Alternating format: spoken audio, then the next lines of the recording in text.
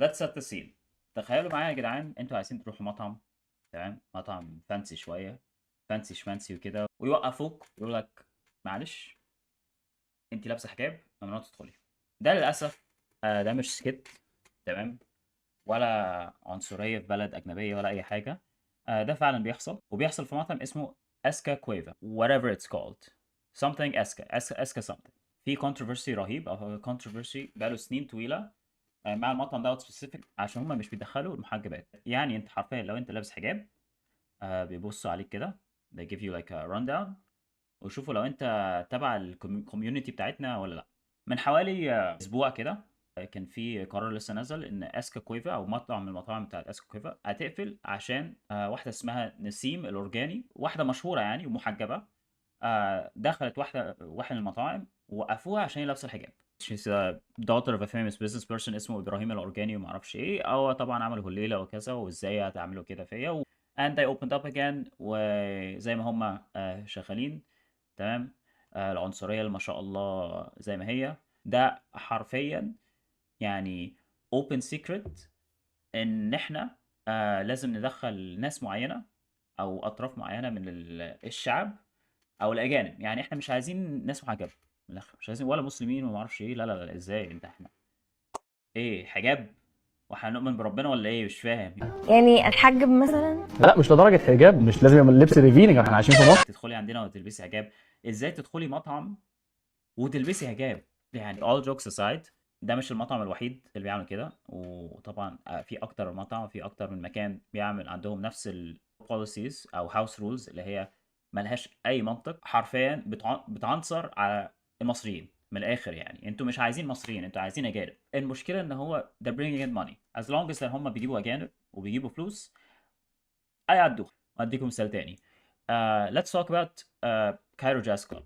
لو ما سمعتوش، كايرو جاز كلاب ده زي كلاب كده بيحصل فيه ايفنتات و like مغنيين وكده. الهاوس رولز في كايرو جاز كلاب are very similar، بس طبعا هم مش بيتعنصروا على المحجبات، بس هو عندهم حاجه اسمها دور سelection. دور سelection يعني انت ممكن لو if you meet all the requirements اللي هي تافهه اصلا، ممكن يوقفوك برضو عند السكيورتي، يوقفوك قدام الباب حتى لو دفعت، ويقول لك لا sorry you can't go in. So what are the house rules? What are the house rules بتاعت كايرو جاز كلاب؟ أول حاجة reservations necessary، ماشي. couples and mixed groups only، يعني أنت لازم تكون مصاحب ولازم تكون مع جانب. لو مصري فقير بيئة ما ينفعش، اوعى، ما ينفعش تدخل، ما ينفعش تدخل يا بيئة يا فلاح. ماشي anyways. minimum entry age 23، ماشي تمام، that makes sense sure.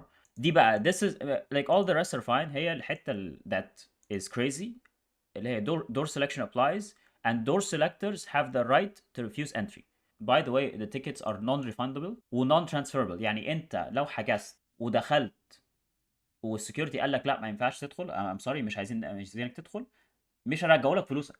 لو دي مش عنصريه، انا ما اعرفش ايه بقى العنصريه. ما شاء الله. اديكم مثال like personal experience. في واحد صاحبي اصلا كان مره كان عايز يدخل، وهو ماشي تمام حاول يدخل، كان معاه صحاب اجانب and one of them was a black woman من بريطانيا. كانت واحده سوداء من بريطانيه ومعاها باسبور وكل حاجه but she's black.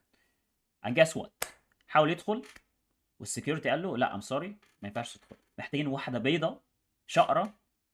يعني عايزين واحد ابيض معاك. يعني انت لو مش معاك واحد ابيض انت ازاي تدخل؟ where is your فين ال designated white guy؟ الراجل الراجل او الست البيضاء اللي تيجي معاك عشان تدخل يعني انت لازم كل واحد يمشي مع واحد اجنبي ابيض عشان يدخل كايرو جاز كلاب. دي حاجه لازم يعني نشد عليها اكتر، اللي هي عنصريه الواضحه جدا ان هو يكون مطعم مؤسس في مصر ومش بيدخل مصريين. من حقك كواحد اهل بلدك، من حقك تدخل او تروح اي حته انت عايزها as long as it makes sense. انا بلبس حجاب وعايز اروح مطعم، ادخلوا لي المطعم. انا مش رايح الجنه يعني ما شاء الله خلاص، الجنه اللي هي ما فيهاش حجاب وكلهم ناس اجانب وخمره وبيره يعني. لا لا لا، ما تصعبوش عليا. دور سelection اوضح اكزامبل من عنصريه. it's bullshit، it's not fair. اهم حاجه it has to stop.